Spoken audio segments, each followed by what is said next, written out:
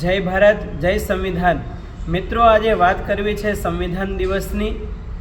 Doctor Bhimrao Ambedkar સાહેબ જેઓ બંધારણના શિલ્પી અને ડ્રાફ્ટિંગ કમિટીના ચેરમેન હતા, જેઓએ 2 વર્ષ 11 મહિના અને 18 દિવસની સખત પરિશ્રમ દ્વારા 26 નવેમ્બર 1949ના રોજ બંધારણ સભાના અધ્યક્ષ ડૉક્ટર રાજેન્દ્ર પ્રસાદજીને આ બંધારણ સુપ્રત કર્યું અને 26 જાન્યુઆરી 1950માં આ બંધારણ અમલમાં આવ્યું।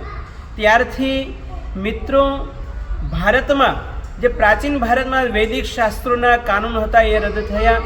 મધ્યકાલીન ભારતમાં મુગલો જે શરિયા કાનૂન લઈને આવ્યા હતા એ પણ રદ થયા અને આધુનિક યુગમાં બ્રિટિશ કાળમાં બ્રિટિશના જે નિયમો કાનૂનો હતા એ પણ રદ થયા અને આ બંધારણમાં લગભગ 12 જેટલા અનુચ્છેદ, 25 જેટલા ભાગ અને 470 જેટલા આર્ટિકલ છે અને અત્યાર સુધી 106 જેટલા અમેન્ડમેન્ટ તૈયાર થયા અને 127 જેટલા બિલો પારિત કરવામાં આવ્યા છે।